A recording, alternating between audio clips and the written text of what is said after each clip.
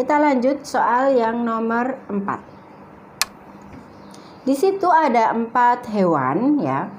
Kalian disuruh memilih ya, mana hewan yang biasanya beradaptasi dengan cara pura-pura mati. Oke? Kita bahas satu-satu. Yang nomor 1 itu adalah hewan musang. Yang nomor 2 itu ular kobra. Yang nomor 3 itu serigala. Dan yang keempat itu adalah tupai. Yang suka pura-pura mati supaya pemangsanya tidak jadi memakannya, karena ada beberapa pemangsa yang dia itu tidak suka bangkai, harus fresh ya, harus dia bunuh sendiri. Oke. Yang nomor 4 ini adalah jawabannya 1 dan 4, yaitu musang dan tupai. Oke. Kita lanjut ke nomor 5. Di sini pelestarian gajah di Taman Nasional Waikambas bertujuan untuk pelestarian gajah. Berarti ini nanti jawabannya harus ada hubungannya sama gajah itu sendiri ya, tentang hewan itu nanti bagaimana punah atau bisa terus lestari. Oke. Sebelum kita pilih jawabannya ya, gajah ini kalau hamil ya, kalau hamil itu hampir 2 tahun baru melahirkan, yaitu 22 bulan baru melahirkan, dan itu pun anaknya cuma 1 ya. Jadi jika hewan ini terus diburu untuk diambil gadingnya, sedangkan hewan tersebut melahirkannya itu juga hamilnya dalam jangka waktu yang lama baru melahirkan, dan itu pun saat melahirkan anaknya cuma 1, maka akan cepat punah. Oke.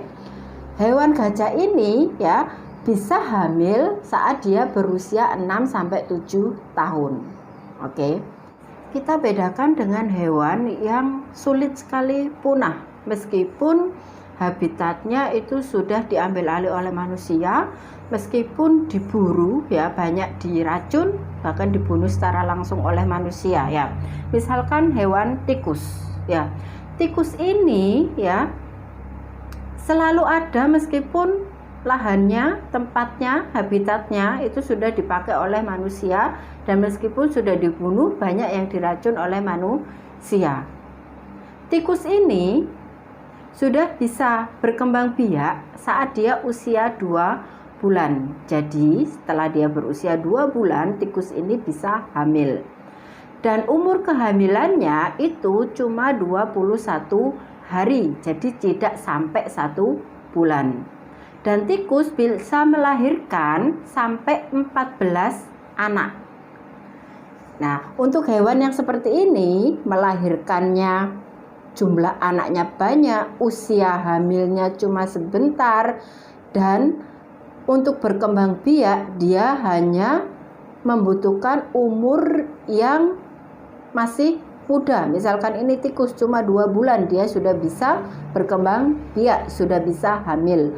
Maka hewan seperti ini sangat sulit punah. Oke, kita bahas yang nomor 5. Ini untuk pilihan yang A, mempertahankan populasinya. Oke, nyambung ya. Jadi dilestarikan supaya populasi gajah itu tetap ada. Kemudian yang B, menjaga habitat alami gajah. Oke, bisa saja ini ya habitat alami, ini memang di daerah Waikambas ya. Di hutan tersebut memang habitat alami gajah. Kemudian habitat tersebut dijadikan taman nasional. Berarti ini adalah pelajaran tentang ya pelestarian secara in situ dan ex situ.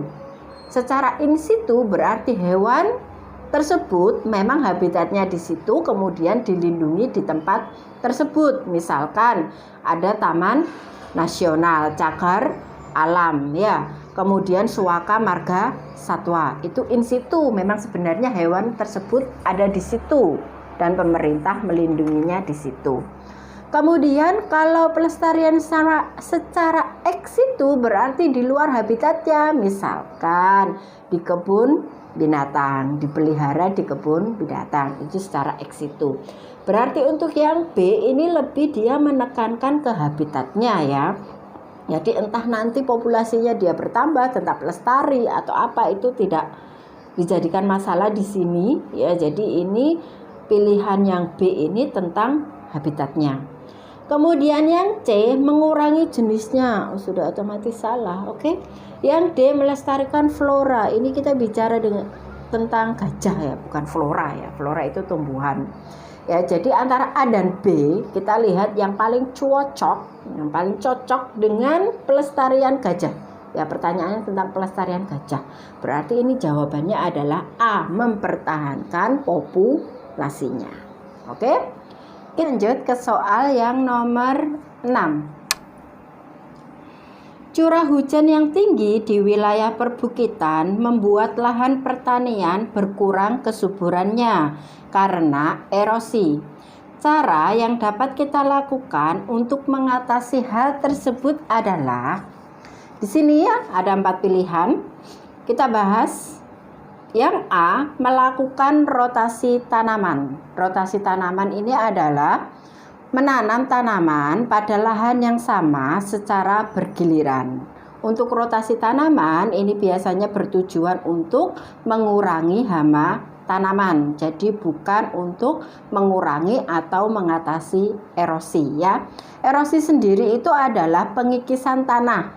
Jadi tanah terkikis sedikit demi sedikit, bisa karena tanahnya ya jatuh bersama aliran air atau karena gaya gravitasi, karena tanahnya tidak ada penyangganya sehingga gaya gravitasi membuat tanah ya turun ke bawah.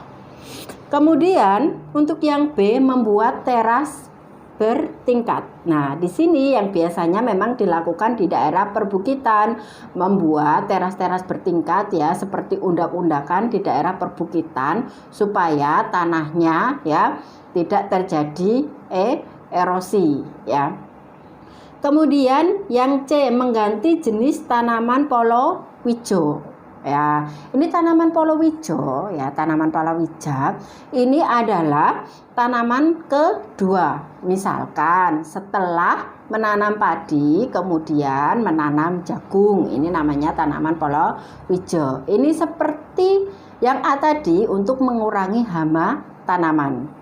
Kemudian yang D, melakukan sistem tumpang sari. Nah, tumpang sari ini adalah menanam berbagai jenis tanaman dalam lahan yang sama dan dalam waktu yang sama. Jadi untuk yang nomor 6 ini adalah jawabannya yang B, membuat teras bertingkat. Oke, sekarang kita lanjut ke nomor 7.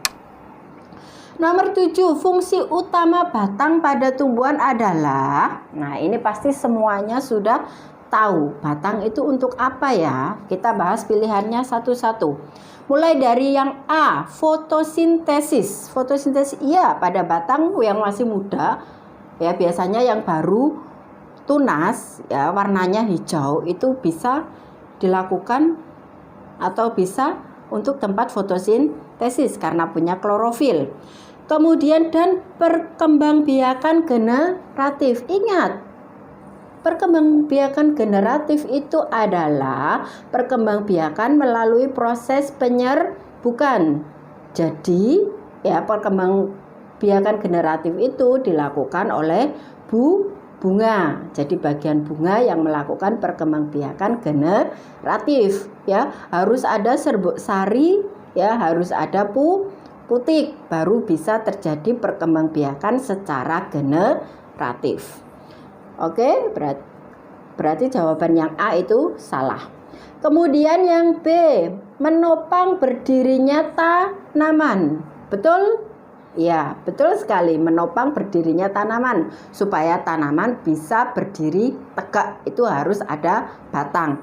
Dan transportasi, benar sekali. Untuk transportasi baik ya unsur hara, air, mineral dari akar menuju ke daun, ataupun ya transportasi untuk menyalurkan hasil fotosintesis dari daun ke seluruh tubuh tumbuhan. Jadi yang B, pilihan yang B itu adalah fungsi dari batang. Oke, kita sudah menemukan jawabannya, tapi kita lanjut ya membahas untuk pilihan yang C. Yang C, pernapasan. Iya, batang ya bisa melakukan proses pernapasan karena di situ ada lubang pernafasan yaitu lentisel. Dan penyerapan unsur hara. Nah, ini yang kedua, ini yang salah. Penyerapan unsur hara dilakukan oleh bagian akar. Jadi jawaban yang C itu salah. Kemudian yang D, menyerap unsur hara dan transportasi. Menyerap unsur hara tadi adalah fungsi dari akar, sedangkan transportasi itu adalah fungsi dari batang. Berarti jawaban yang D itu salah. Oke?